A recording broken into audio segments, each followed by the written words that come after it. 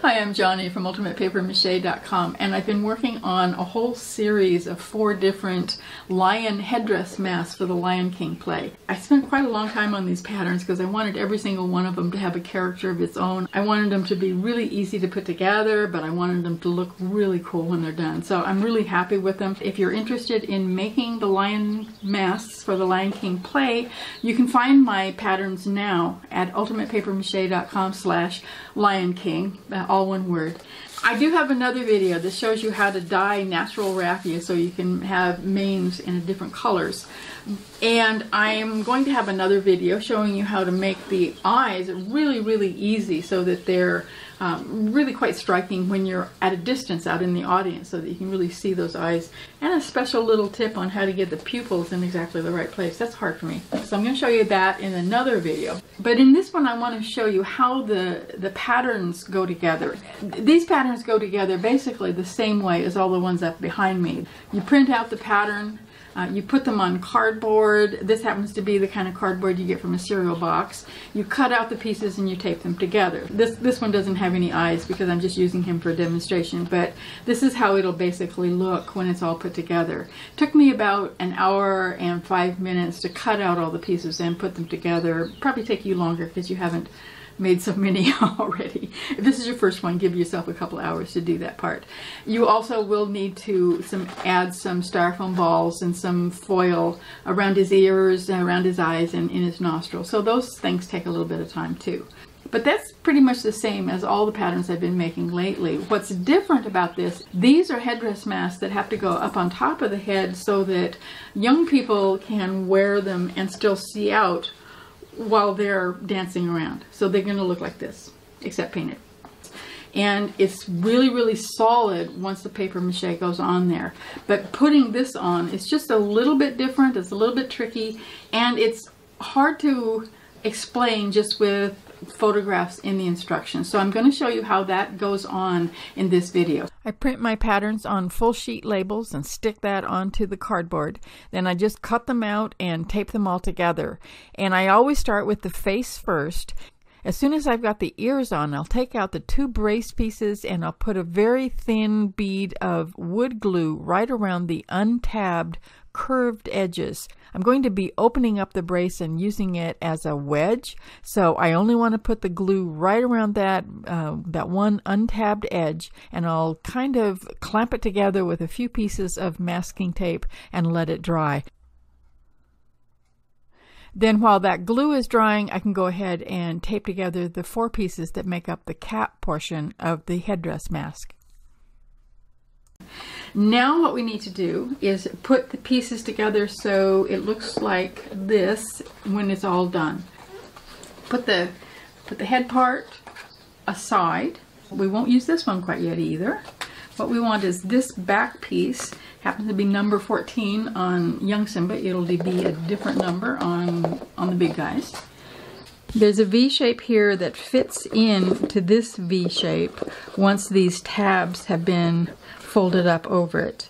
And we're going to use the wood glue and some masking tape to do that. Like I said, I'm going to cut myself off or just tear myself a few pieces of masking tape ahead of time. And it seems to be easiest if you just start out with the 2 middle ones, these tabs right here in the middle.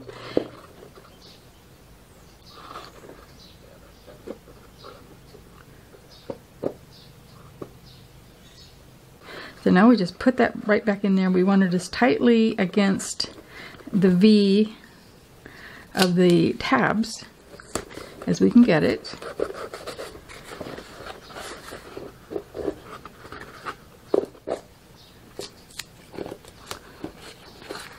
The tape is just a temporary clamp so that the glue can dry. We got one of them on there, now we can do the other ones.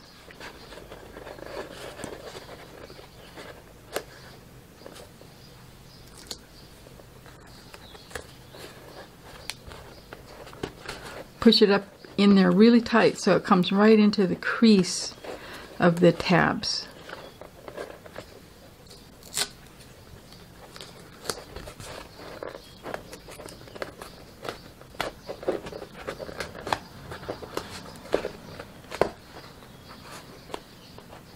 Now ideally you would leave this for at least a couple of hours so this dries on really, really hard.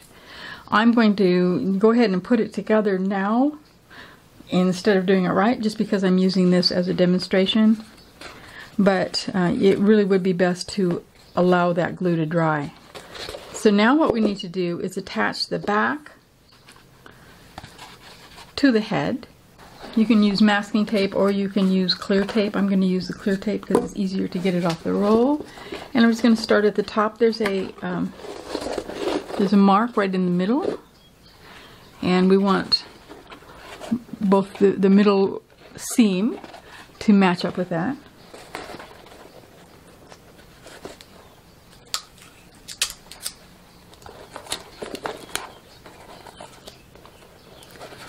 Now, as you can see, if you completely ignored the instructions that tell you to put the eyeballs and the nostrils in, and then you go ahead and put the back on, you won't be able to do the eyeballs without taking the back off again. So do be sure to do those first. Don't just watch this video and say, oh, well, Johnny didn't do it. Because I really don't need another Simba mask. I don't want to waste the ball. So make sure that you do that before you put the back on.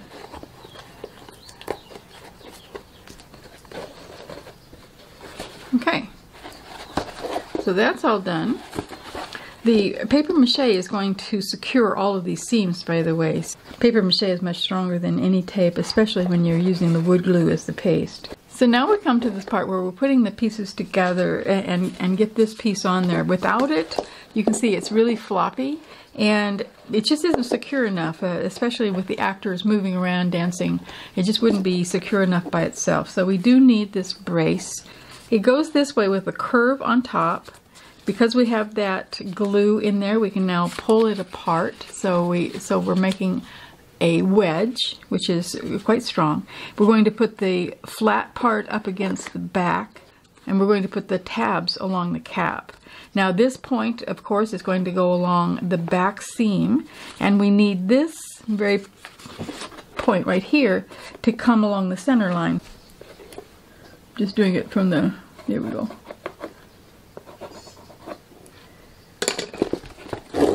And of course we need some more glue, but I'm going to press these again really, really tight.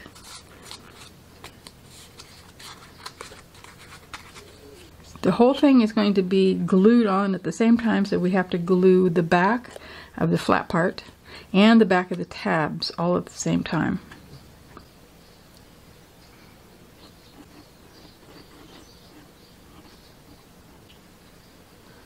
Spread them out like that.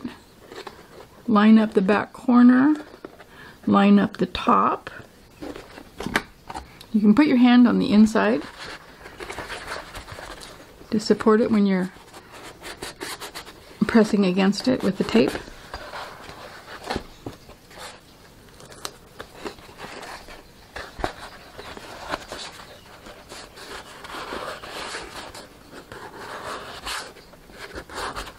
So now, if I had actually put the eyeballs in there, and if it had the foil padding around the ears and in the inside of his nostrils, this would now be ready for the paper mache. And it will, if you are making the Young Simba, it will end up looking like this. Like I said, I do have another video that shows you exactly how I put that, the wood glue and the brown paper, one layer over one of these masks, and it just turned out really, really strong. So that's the way I did all of them, and they just turned out really nice. Now there are 4 different patterns for the lions, so the front portion of the patterns is different on all 4 patterns, but the back part is all exactly the same. So if you happen to have volunteered to make all of the lions for the Lion King for your local school, once you have put one of them together, the rest of them will go together really quickly. So I do hope this video helps. If you're interested in making the Lion King headdress mask, you can find my patterns out at ultimatepapermache.com/Lion King. And I do have other videos, remember, for this series, and I'm going to be putting links to those down below. So go check those out, go make something, and then come back and visit me at ultimatepapermache.com. I'll see you there.